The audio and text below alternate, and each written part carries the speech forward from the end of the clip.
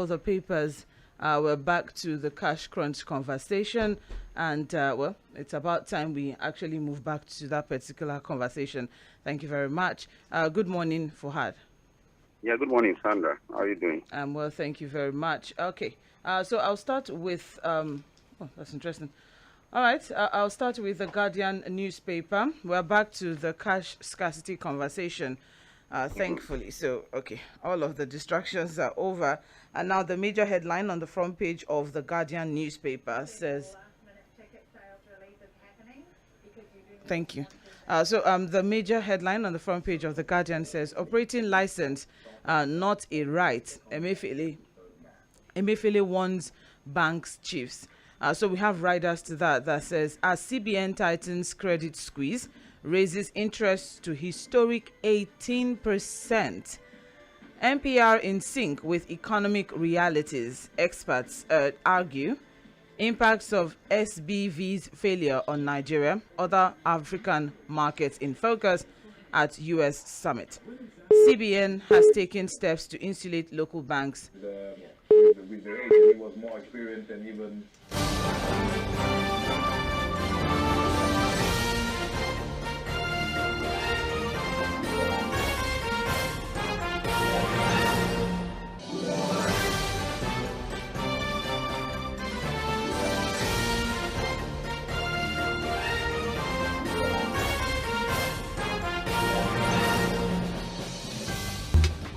Mainland 98.3 FM. Don't touch the dial.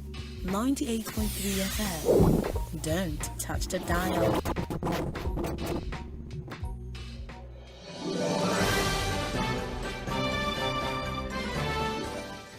All right, we apologize for that. Thank you very much for that break. We just had to quickly sort some things in house, but then we're back. So back to the Guardian newspaper. In the face of excruciating credit squeeze, high cost of production, restrictive fiscal space, and also the cost of living crisis, the rate fixing arm of central bank, that's the MPC, Monetary Policy Committee, voted overwhelmingly to increase the benchmark interest rate by another half point. So from 17.5, we're on to 18%. The highest that the market would see in decades. So the pricing of commercial loans has gone up, even in the face of the fact that due to the cash policy and the cash squeeze, cash crunch issues, businesses are folding up, businesses are struggling to survive. And now the best thing that the Monetary Policy Committee could come up with was an increase in the interest rate. Well, Sandra, I don't know. And I'll probably just try to make it a bit less emotional this morning, so that I don't I don't go above board and then begin to say things that are not radio friendly. Mm-hmm. I watched Godwin Emefiele, the CBN governor, yesterday, and again, I think for a lot of Nigerians and myself, we can't wait to see the end of this era. And that's just my honest opinion on this particular issue. I think we just have to wait to see what the new government will come up with. I think a lot of Nigerians are eager to see someone take over the mantle of leadership at the CBN.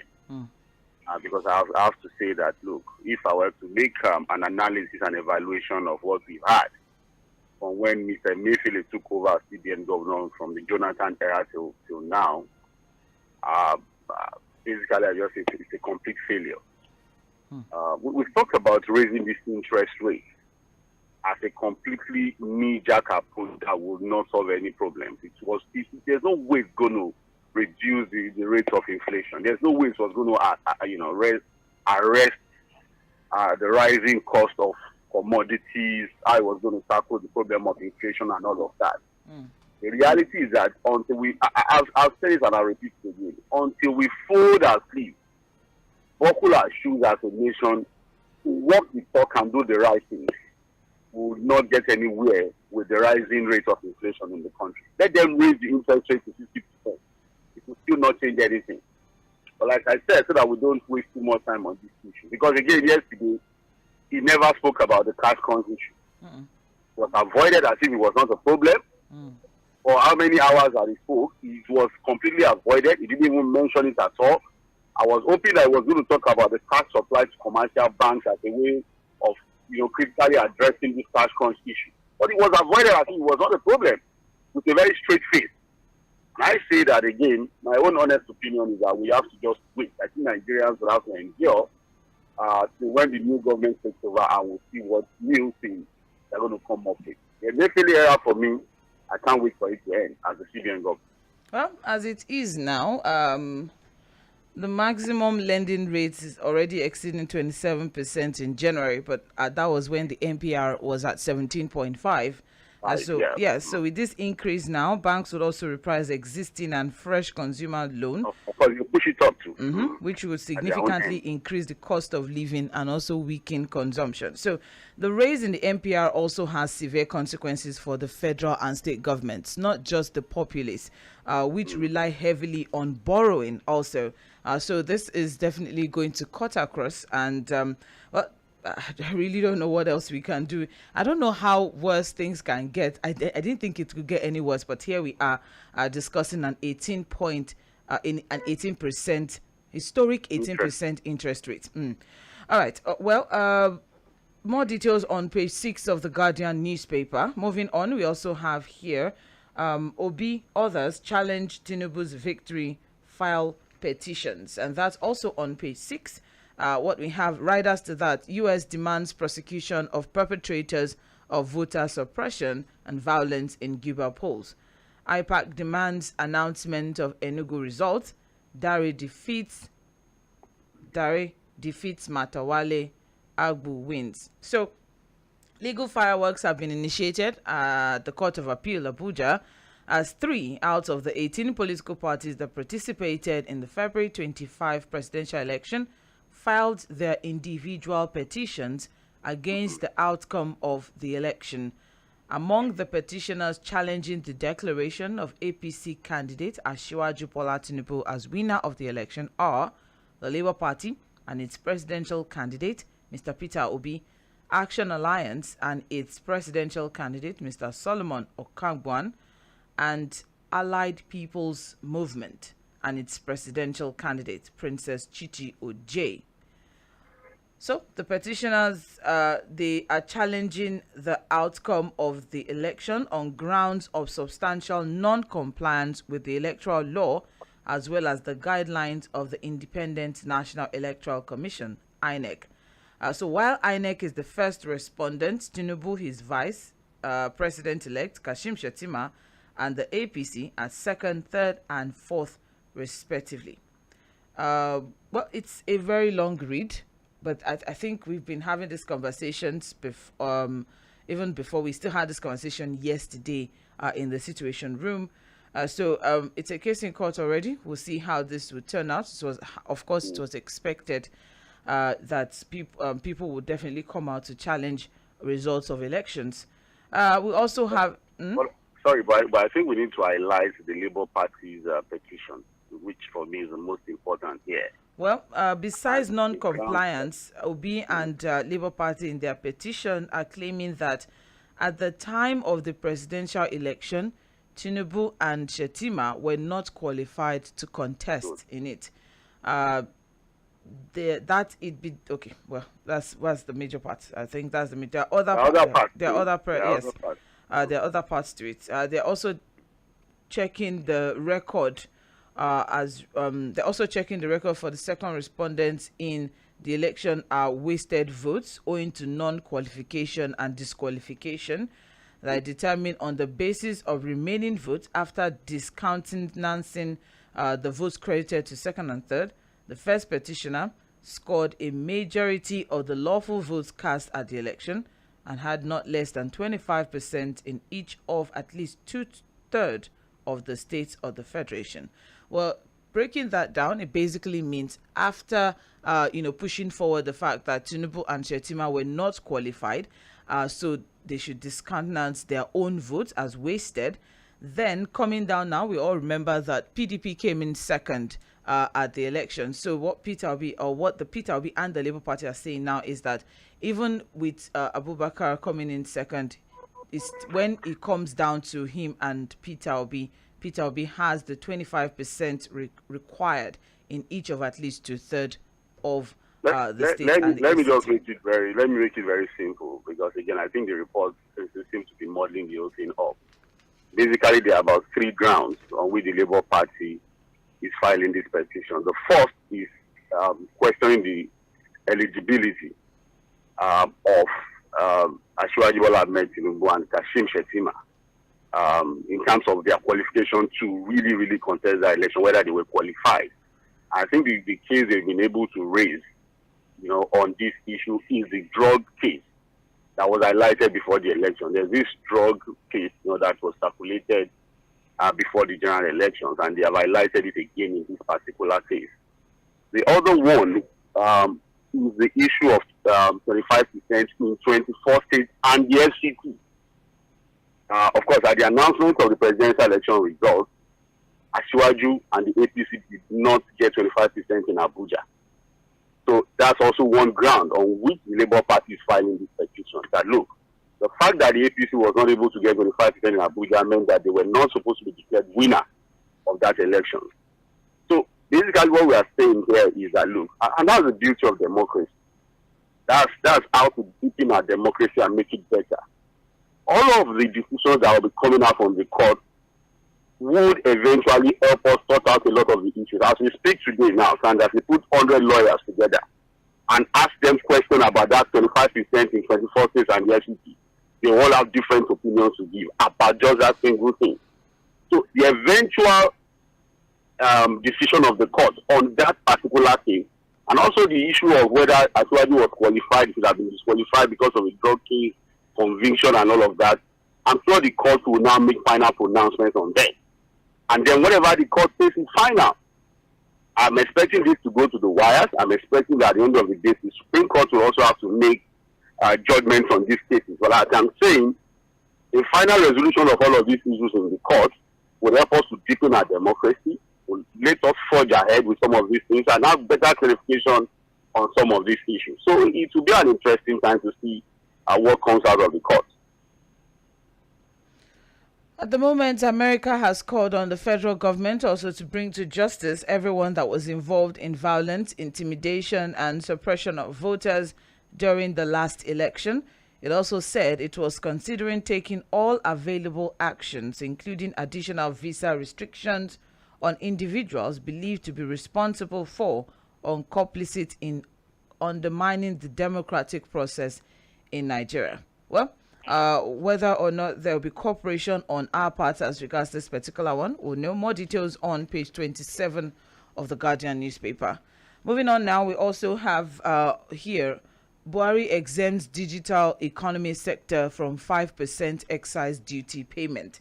And that is on page 3 of the Guardian newspaper. We've been having this conversation for quite some time now. So what we have is that the president has approved the exemption of digital economy sector from the 5% excise duty payment to lessen sufferings of Nigerians. So let's not forget that on September 5, 2022, the government or the federal government suspended the duty on the telco services following the intervention of Minister Issa Pantami, that's the Minister of Communications and Digital Economy, who has always argued that the sector was overburdened by multiple taxation. So I guess at this point now, Pantami won this particular in this particular situation. Well, I think, this issue of excise duty is majorly for the manufacturing sector. I think it also partially affects the telecom sector. Like you said, Pantami has always been against overburdening, creating additional tax regimes again for the telecom sector. It thinks that already that sector is overburdened with all manner of taxes and levies.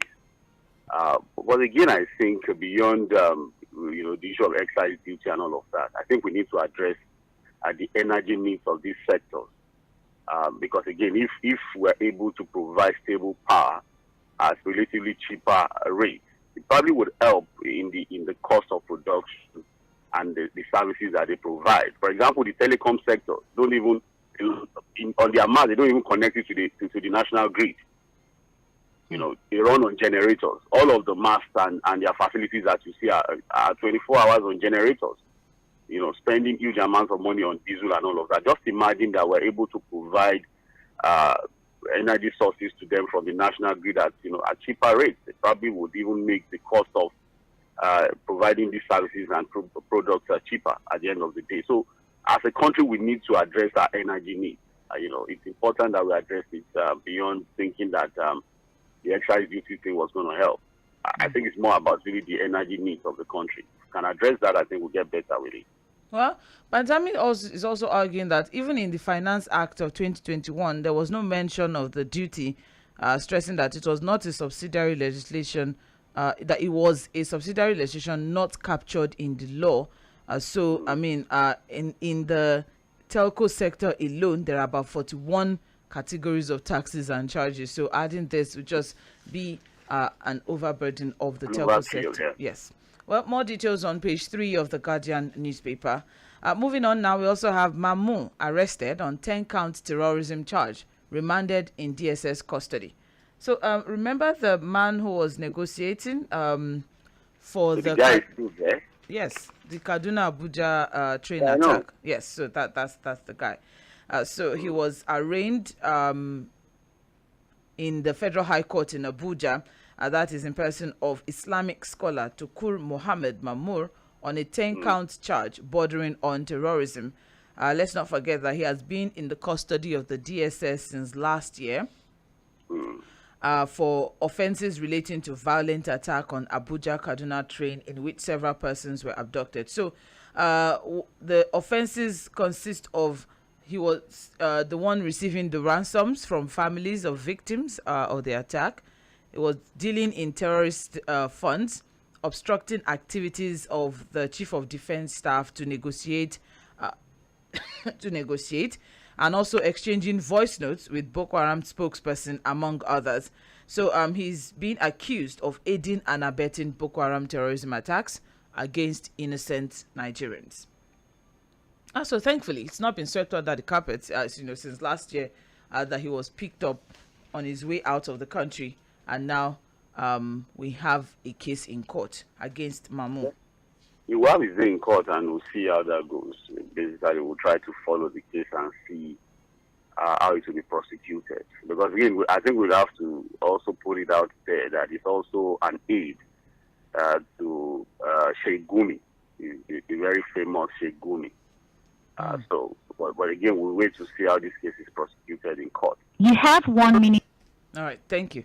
Okay, so moving on now, we also have here 2023 polls. Observer group wants INEC unbundled.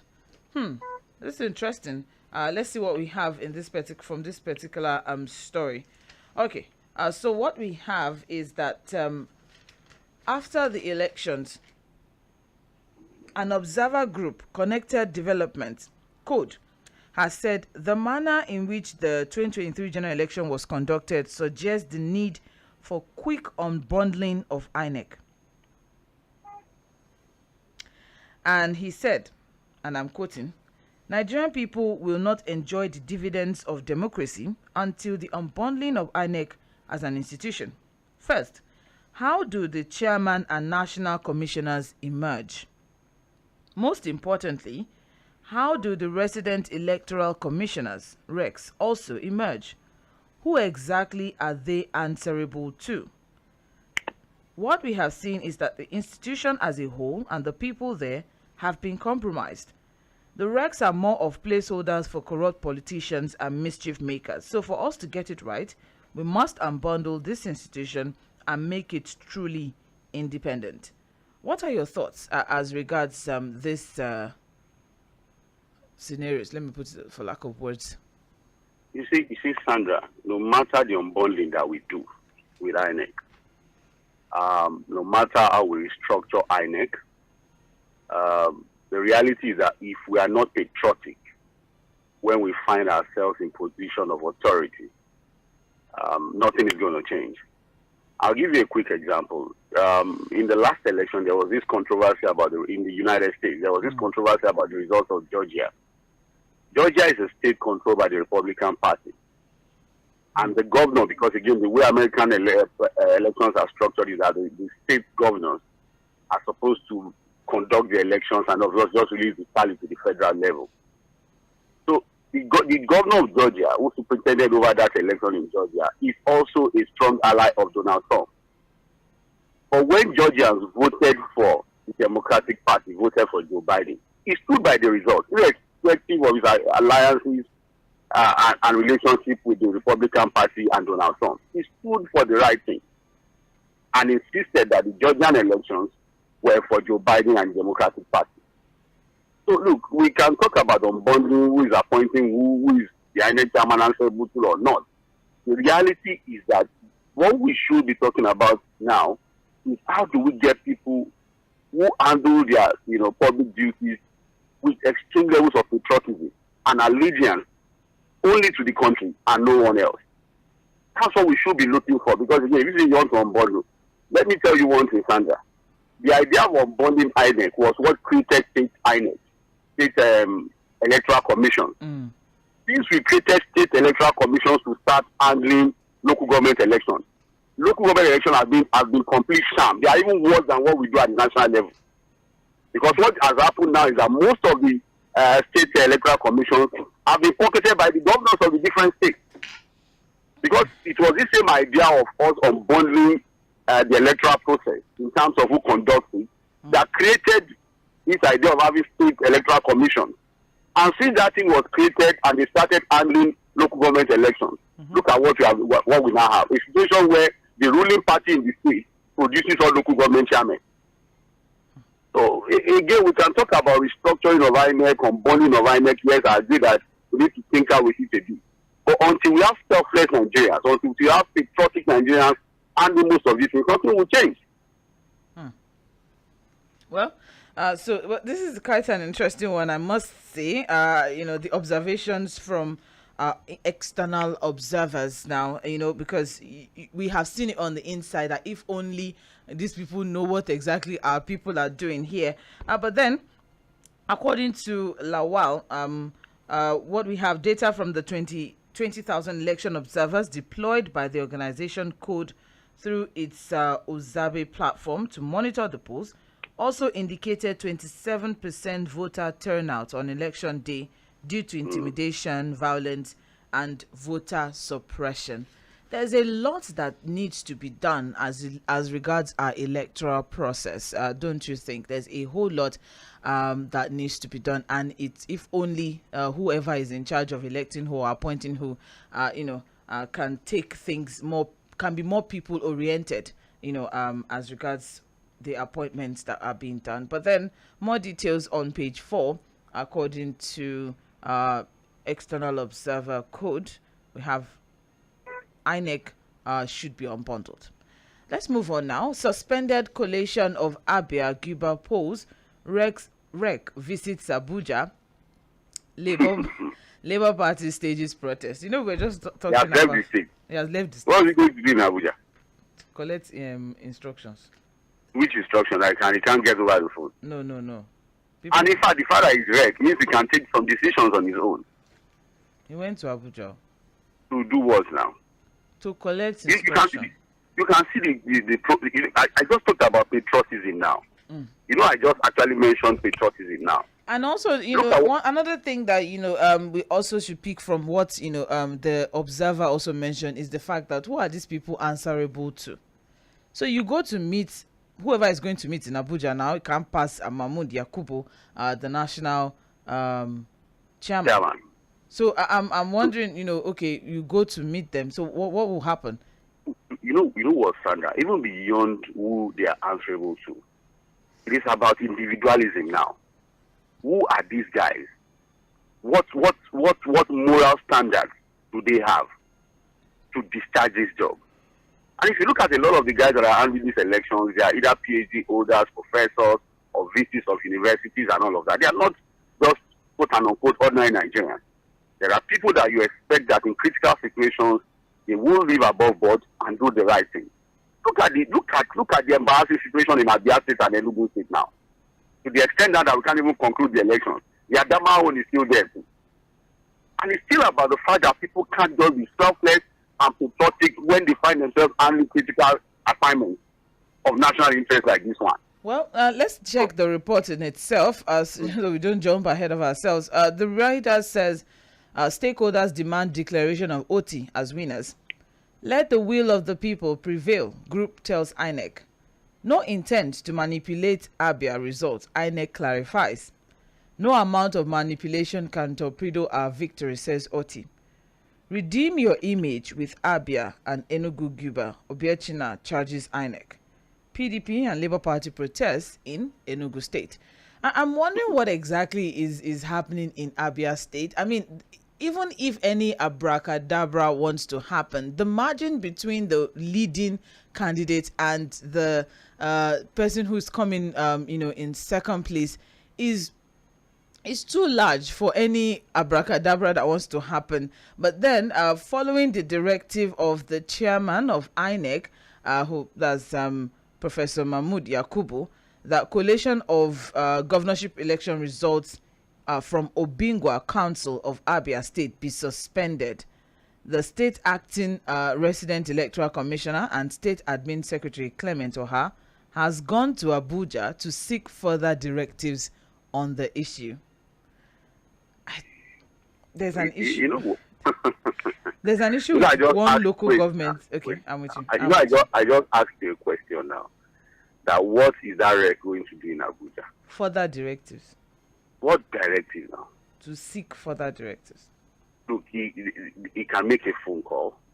If he wants to be sure that he's actually speaking with the chairman of INEC and not someone else, he can do a video call to get whatever directive he wants to get.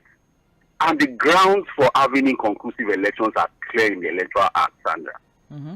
But again, it's about these individuals. It's about personalities. It's about politicians, security operatives, the electorate, party agents. Again, you mentioned something, I think, on ballot 23 yesterday. We blame everybody but ourselves. What roles are we playing to deepen democracy in Nigeria when we find ourselves handling critical issues of state life? Because the reality of Abia and the Enugu State and all of that, it's not even about the electoral process. It's about the people handling the process now. Mm-mm. In some instances, I will reported that there are local governments that votes have happened without even using beavers at all. They're investigating that one. There are also situations where, ballot papers, data input are now being manipulated, figures are being changed, results are being, tampered with and all of that. All right. And that's why you have this logjam now in terms of announcing the results. And the longer they wait to announce the results, the more apprehension and tension in those states. It's interesting to also note that the collation of results from 16, there are 17 councils in Abia State.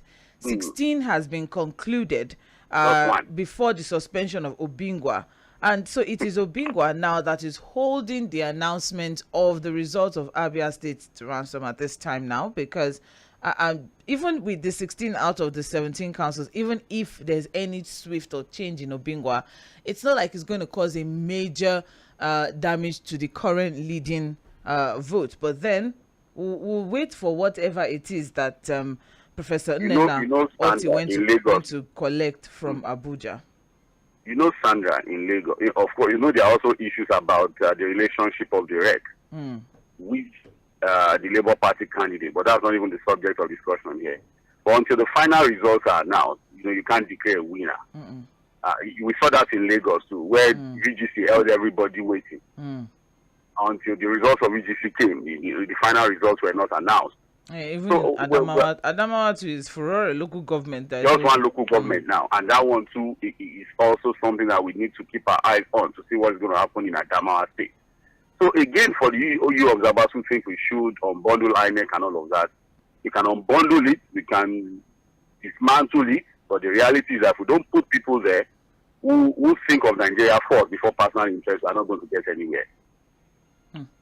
Well, various groups have so many things to say, but unfortunately, we won't be able to take them all. You can get the details on page 7 of the Guardian newspaper. We're running out of time. So more details on page 7 of, and still on the front page of the Guardian. Sanwo-Olu says Lagos committed to completing Red Line Rail project. That is on page 9 of the Guardian. You're listening to Trends in the Papers on 98.3 Mainland FM, the sound of Lagos. We're going on to the Nation newspaper now. And the major headline there, President-elect, election is over. It's time for healing. And the writer to that is Tinubu decries ethnic politics and violence. So the president-elect is calling for the healing process to begin, and he has urged Nigerians, particularly the political class, to rise above their differences and team up with him to strengthen the valued strings that bind Nigeria together, irrespective of their ethnic backgrounds. Fuhad, can we move on to the healing stage, or should certain things be addressed before we move on to the healing stage? The election cycle is not over. The elections are over, but the cycle is not complete yet. Until the courts make their pronouncements on all of the petitions before them. I agree that we need to heal as a nation, but part of the healing process will be for us to allow the courts make pronouncements on all of the petitions before it. And then afterwards, we can now begin to talk about strengthening our institutions, addressing the glitches we saw in this electoral process, and then healing ourselves as a nation. And that would also be dependent on what the next government is able to do in terms of equity and justice to the people. Because they can't be healing where there's no equity and justice. So first, yes, I agree that the elections are over. The results, some of the results, we are still waiting for some results. But the reality is that until the courts make final pronouncements on all the petitions that we brought before it, the cycle is not complete. And after all of those court pronouncements, we'll now sit down to look at our institutions, look at INEC, look at the police, look at the government in itself, the issues of checks and balances and all of that. And then we can now begin to also hold the government accountable to providing equity, fairness, and justice to all. And then we can then properly heal as a nation. Until that happens, I think we're just joking, Sandra. Well, more details on page 4 of the Nation newspaper. Let's keep moving now. We also have here, Washington Post rates polls high in spite of hitches.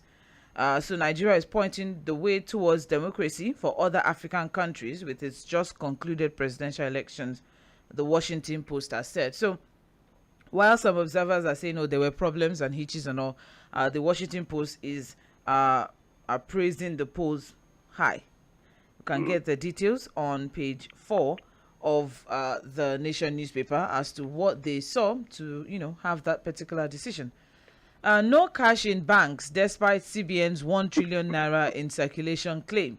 So, despite a claim by the CBN Governor Godwin Emefiele that the Apex Bank has pushed nearly 1 trillion naira into circulation, Nigerians continue to experience scarcity. The bank branches are complaining of inadequate allocation of cash from the CBN on a daily basis. I'm in front of a bank now, Sandra. What exactly is the problem? I think like I just... Who is telling us who is giving us false... Sorry. Who is misinforming us? Sandra. Is it the banks? Is it the CBN? And again, we need to ask the CBN governor how he thinks 1 trillion naira, if it is true, is sufficient to address our cash needs as a nation. You mopped up almost 3 trillion and you are pumping back 1 trillion. Sandra, I don't understand. I don't want to get worked up this morning. I'm worked up. So, I'm in front of 2 banks now, Sandra, and you just need to see the crowd, the frustration that Nigerians are going through on this needless and very useless policy. But again, it is what it is, and I've just mentioned, I think we just have to wait till when this guy leaves our office. I think we just have to wait and endure. Because he's all bent on ensuring that Nigerians go through this suffering without any recourse or remorse. He didn't even feel it. I saw him yesterday when he was at and again, you just look at this man and you shake your head. So I think Nigerians should just keep calm and wait till when somebody else, takes over the mantle of leadership at the CBN. Now, another major question I would like to ask. So this 1 trillion that was pumped into circulation, is it old notes or new notes? I said, look, the guy just glossed over the issue yesterday. I was thinking it was going to be the major point of his address, that he was going to be talking about it, giving us figures, highlighting the issues, probably even apologizing to Nigeria on the failed policy. Not necessarily the idea, but the implementation, and then the way to move forward so that Nigerians can return to normal. But he just glossed over it. I think it was not a major issue. Only to now add insult to our issue by increasing the interest rate to 18%. It's okay. Sandra, there's the problem at the CBN. I think a lot of Nigerians should be aware of that now. We can't wait for this guy to leave that place. All right. Well, it's still there, unfortunately, for us. It's still there. So what exactly is the problem here now? The banks are saying that there's inadequate allocation of cash from the CBN, while the CBN is saying, we have pumped nearly, it's not even up to 1 trillion. It's nearly. And nearly is an open statement. Exactly. Depends on what nearly is to the CBN governor. It could be nearly hundreds of 500 billion naira. Exactly. Nearly, yes. Hundreds of billions of naira that we are talking about here. So that is the situation of things, even as the banks are now seriously rationing the cash. At least there's no votes to buy again now. Can they just release this cash to the banks? But is there any vote that we are buying again now? This money that is pumped into circulation, is it new notes or old notes? I'm asking. You are bothered with whatever it is. I think Nigerians don't even care again now. They just want to know whether old or new. Luckily, Nigerians are already accepting the old notes now. So there's no vote to buy again. Can this man, Mr. Emefiele, now just release this note, whether old or new, to the bank so that we can live our normal lives again? At least there's no vote to buy again. Or there are yet votes that we are buying. I'm so sorry. Oh my goodness. More details on page 4 of the Nation newspaper. Okay. More details on page 4 of the Nation newspaper. Moving on now, above the masthead of the Nation, Wike tackles Amechi for linking INEC chair to him. Okay, so that is on page 3 of the Nation newspaper. Okay, what we have here is that Rivers State Governor Nyesom Wike has debunked the claim by former Transportation Minister Rotimi Amechi on his relationship with the chairman of INEC, that's Professor Mahmood Yakubu. Nyesom Wike described the Amechi's allegations as ludicrous. The fact that Professor Yakubu once worked under him as a minister. You see, Sandra, if you bother with statements of politicians, you just get yourself completely confused. If you over rely on what politicians are saying and allegations that they throw around when they lose an election or they win in an election or something does not go their way or goes their way, I'm not going to be bothered with what politicians are saying at this time. All right. I listened to Mr. Rotimi Amechi, and I think we should just not bother ourselves with what he was saying. I think we should just keep our eyes on the ball. Look at what the courts are going to be doing with the petitions before then. Okay. I think that's the right thing to do. All right. But as regards Wike's response, he said that the truth was that Mahmood Yakubu never worked under me. Both of us worked in the Federal Ministry of Education. He was the executive secretary of TED Fund, supervised by the Minister of Education, while I was the Minister of State for Education. That's Nyesom Wike trying to clarify. More details on page 3 of the Nation newspaper. And finally, from the Nation, declare me winner or cancel election, Obi urges tribunal. Labour Party files 3 grounds petition, and that's on page 3 of the Nation newspaper. So still on the petition that Peter Obi and the Labour Party has pushed forward to the Presidential Elections Tribunal. More details on page 3 of the Nation. Yes, still on trends in the papers. Let's move on very quickly to Vanguard newspaper, and the major headline there: Tinubu sues for peace, condemns ethnic slurs, election violence, And the writers to that says it's time for national healing. Tinubu's call for healing after unleashing violence hypocritical, says article. Nigeria points way towards democracy in region, it's scarce, Washington Post says. And finally, those aggrieved should go to court, says Sultan of Sokoto. And that's on page 5 of Vanguard newspaper. Moving on, we also have here Constitution Review. Buhari rejects bill on power to summon presidents and governors. That's on page 9. And let's just quickly look through that particular report. Okay? Yes, so what we have is that the president refused to sign into law constitution amendment bills on power to summon the president and governors.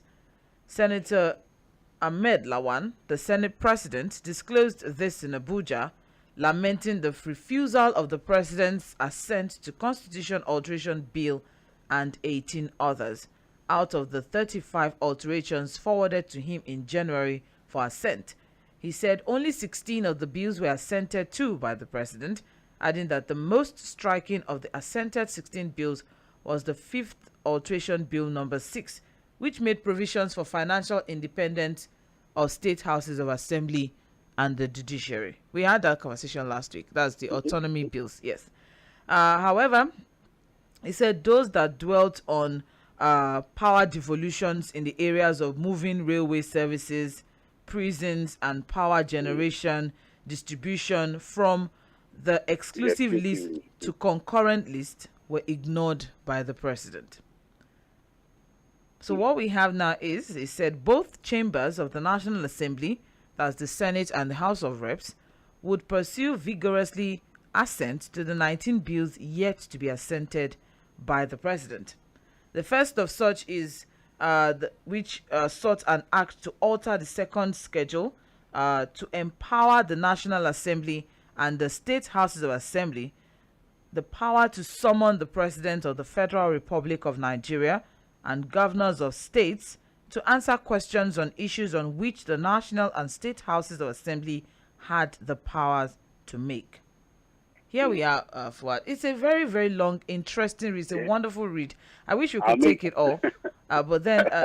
I'll make it very quick on this issue of summoning the president and the governor. There are other issues there. Maybe... Yeah, that's what I'm saying, that there are other issues there. But let's look at the issue of summoning the president, the power to summon the president and the governors of the state. If we're going to be looking at holding the presidents and governors accountable, on the face of it, one would say, yes, I think the president should have signed this. So that, of course, we have a situation where the legislature is able to, ask the president direct questions, question him, and then, of course, perform their oversight function properly. Because, again, one would say, why shouldn't the president be happy to appear before the House to answer questions and explain things to them? For example, look at this cash issue. If the legislature, for example, had that power, maybe they would have summoned the president. While they were looking for the CBN governor, they probably have even summoned the president himself. But another problem, again, we have to look at our peculiarities as a country, the nature of our politicians. We are so destructive. Before you know it, if these powers are given to the legislature, they now even turn themselves to laws. Some of them will now use the opportunity to begin to harass the governors, harass the president, and all of that. Like I said, in the face of it, one would think that, yes, we should allow the legislature the power to be able to summon the president or the governor so that they can properly hold them to account on a lot of their policies and actions. It would have been a fantastic one. But again, our destructive nature as a people is the reason why, again, sometimes people say, leave the president out of it. You can summon his ministers, you can summon heads of agencies, heads of our sectors as part of your oversight function. But again, all of this, we have an outgoing government, Sandra. These issues would have to be left to the new government to decide on, and the new assembly. Because I don't see any ways we are going to make any progress with all of these bills. If the president is not ready to assent to it at this last minute, I don't think he would ever do that. So we have to wait for the new government to see what they will do with some of these bills. All right, sir. Thank you very much. I was going to come from the point of view of, we're always saying that, okay, we need to look at the pros and the cons of giving autonomy, to certain powers. But then, we also had the conversation of state governors having the power to, or giving state police, yes, state police. That's another thing that we've always been having that conversation. But then we also had said that, what if there's misuse of this? But even in as much as we discuss the pros and cons of which one outweighs which, that's another thing that we probably Sandra, unfortunately, we didn't keep our eyes on the ball. We got distracted with ethnic issues and all of that. Those critical issues on devolution of power, we failed to address it before the election. The real issues, because when we talk about devolution of power, there are critical things that we're supposed to discuss before the election. To ask this presidential candidate, if you ask me now, that look, the president-elect, what are his ideas on proper devolution of power? I don't know. Apart from the policy document they gave to us, which for me is nothing, because there were a lot of questions that we needed to ask them. We didn't ask these questions. And here we are now. We have a president-elect. Whether it will be sworn in or not and all of that, the reality is that we did not ask those questions before they were elected. Okay. Well, that's one of the issues that we're trying to raise then, as regards issue-based conversations. We were not able to ask certain questions, but then here we are now. They said when you get to the bridge, you cross it. Now we are at the bridge. How do we cross it? Well, more details on page 9. We also have here contempt. Order courts to reject EFCC cases over 200 said son and wife and 2 grand. All right. Well, that's all that told the electorate to collect money from candidates, but vote according to their conscience. It's okay. Well, that no do. He did, according to Fuhad. I didn't say so. Well, that's all we can take this morning, actually. We weren't able to go through New Telegraph, but the major story across all the papers, of course, we have this pick one or two. I guess, some of us can already probably guess what the focus would be this morning. But then we'll be right back. I will open up the phone line for you to join in on the conversation. This is Mainland Night.